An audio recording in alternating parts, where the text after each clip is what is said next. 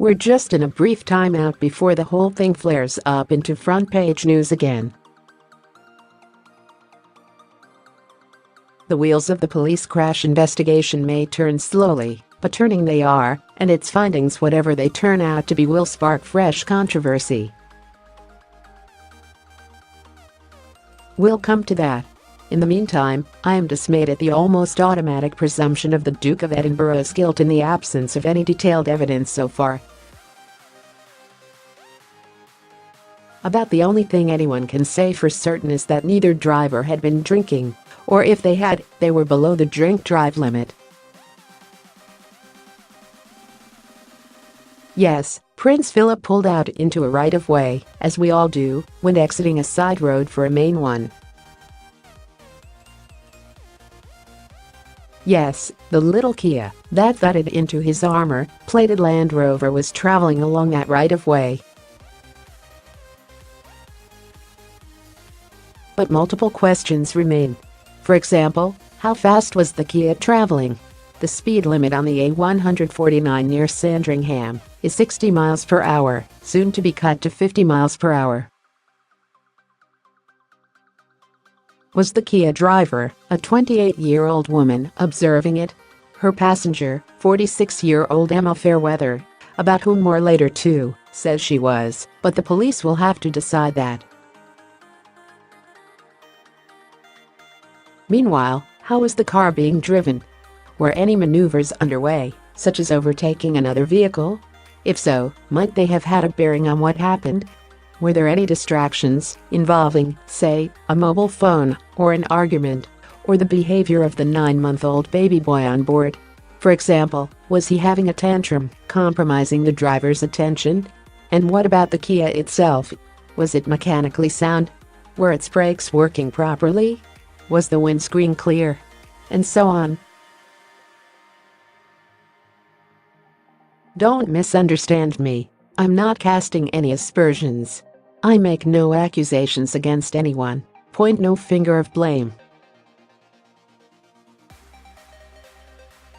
I hold no brief for Prince Philip. I'm not his Mr. Loophole. I'm simply pointing out that the knee-jerk public and media reaction to what happened at that Norfolk crossroads 10 days ago has been based on almost complete ignorance of the facts, a prejudice against Philip because of his age, 97, and has been slanted heavily and consistently against him, and it isn't fair. Now to the Duke's much criticized failure to say sorry to either woman. Well, just hold on. Saying sorry would be an admission of guilt, wouldn't it? I'm not surprised Philip's people reportedly intervened at the roadside and talked him out of apologizing, although I'm sure he will if it turns out that the accident was his fault. When the police eventually announced their conclusions, expect one hell of a row. If they say that Duke was to blame, current premature calls for him to surrender his driving license will reach a deafening crescendo. Knowing Philip, he'll refuse and prosecution will become inevitable. More glaring publicity. Headlines around the world. But if blame is attached to the other driver, stand by for bellows of fix, cover up, establishment conspiracy, and all the rest. Ms. Fairweather has been making heavy weather of it. Her wrist was broken in the collision and she and her sling have been all over the papers and TV talk show sofas, getting her full whack of publicity and moaning about the lack of any proper royal apology so far. She seems to have disappeared back to Norfolk for now. Just see it as a dress rehearsal for the main show to come. Sick to my stomach of wonder pill J. Are you one of the thousands of worried, well, those healthy individuals who take a daily aspirin almost as a ritual because you've read it can prevent heart attacks and strokes? If so, the latest research says that, unless you've been specifically prescribed it, stop, because a major study has revealed that an aspirin a day can cause major stomach or brain bleeds.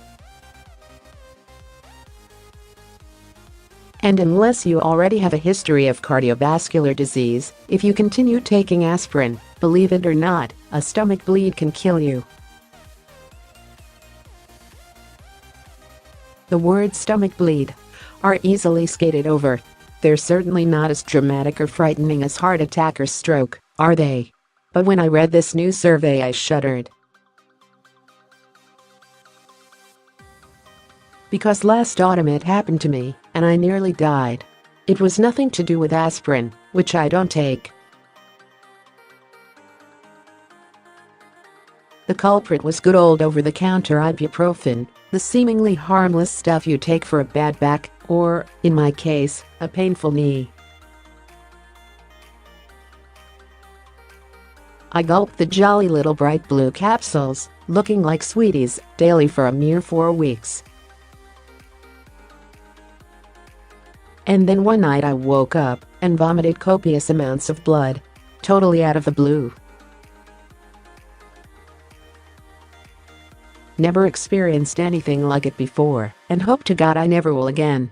I survived thanks to an exceptionally swift arriving and skilled ambulance crew, superb emergency treatment at London's Royal Free Hospital, and 2 major life-saving blood transfusions. My hugely experienced gastric consultant later told me that the smoking gun in my case was ibuprofen. He said I'd developed 4 large stomach ulcers in as many weeks. He'd found one directly above a main artery, which had ruptured.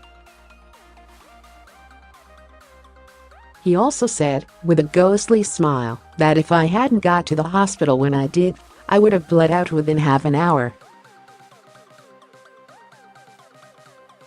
Game over. Dead as a doornail. I spent 4 days in hospital. I'm absolutely fine now, but I've become evangelical about stopping friends and family from taking ibuprofen. My consultant says he, and many of his colleagues, believe it should be banned from over-the-counter sale. To be fair, leaflets inside packets of the drug, and aspirin too, are very clear about the dangers of side effects. But as my GP wearily said, does anyone read them and think it might happen to them? I certainly didn't. But back to aspirin. Heart attacks and strokes can be lethal. But so, as I discovered, can stomach bleeds.